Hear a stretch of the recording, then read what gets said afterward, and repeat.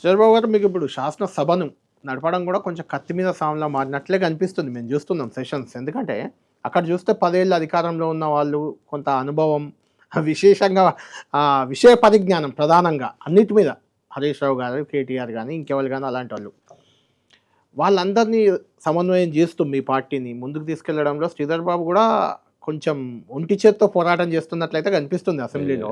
నేను నాతో పాటు మా ప్రభుత్వ విప్స్, అదేవిధంగా మంత్రులు, ప్రతిపక్షాలకు సంబంధించి కొంచెం కూడా టఫ్ టాస్క్ శాసనసభ definitely వ్యవహారాల సహకరిస్తా మంత్రిగా. ఉన్నారు. ఎందుకంటే గతంలో మీరు 5 10 మంది ఉండేవాళ్ళు, వాళ్ళు వన్ సైడ్ వెళ్ళిపోయేవాళ్ళు. 10 ఏళ్ల నుంచి పెద్ద అసెంబ్లీ అనేది అట్లా రంజుగా కనిపించకపోయేది. ఇప్పుడు మీకు అది టఫ్ టాస్క్ లాగే ఉంది. డెఫినెట్లీ అసెంబ్లీ సమావేశాలు నిర్వహించడం అనేది డెఫినెట్లీ కత్తి మీద సాము లాంటిది. ఉమ్. సో దాన్ని ఒక బ్యాలెన్స్డ్గా నడపాల్సిన అవసరం ఉంటుంది. ప్రతిపక్షాలకు సంబంధించిన వాయిస్ వినాల,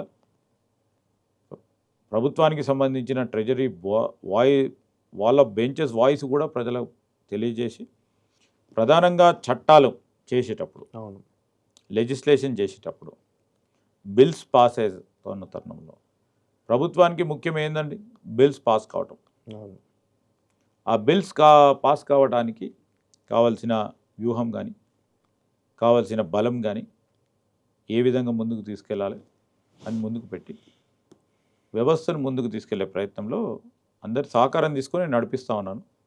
తప్పకుండా డెఫినెట్లీ వాళ్ళ అటు సైడ్ ఉన్న వాళ్ళకి చాలా మంది కూడా 10 సంవత్సరాలు నేరుగా స్ట్రైట్గా కంటిన్యూస్గా 10 సంవత్సరాలు మంత్రులుగా తెలంగాణ ఏర్పడిన తర్వాత వాళ్ళే కదా 10 years నుంచి ఆ వ్యవస్థకు సంబంధించిన అనేక అంశాలు తెలిసిన వారు ఉంటారు. అవును.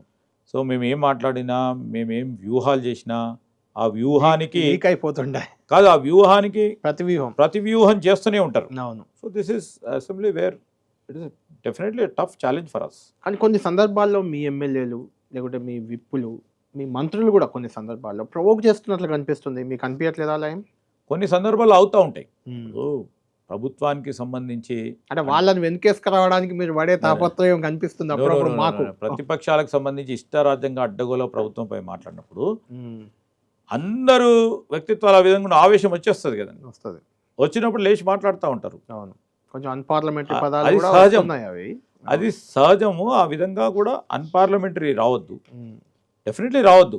అదే. ఎందుకంటే మొత్తం తెలంగాణ రాష్ట్రం సంబంధించి ప్రజలందరూ కూడా చూస్తూ ఉంటారు.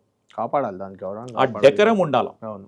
ఆ డెకరం మెయింటైన్ చేయాల్సిన బాధ్యత నాతో పాటు అందరి పైన కూడా ఉంటుంది. ఆ డెకరం మెయింటైన్ చేయడానికి మా వంతు పాత్ర మేము నిర్వహిస్తూ ఉంటామండి.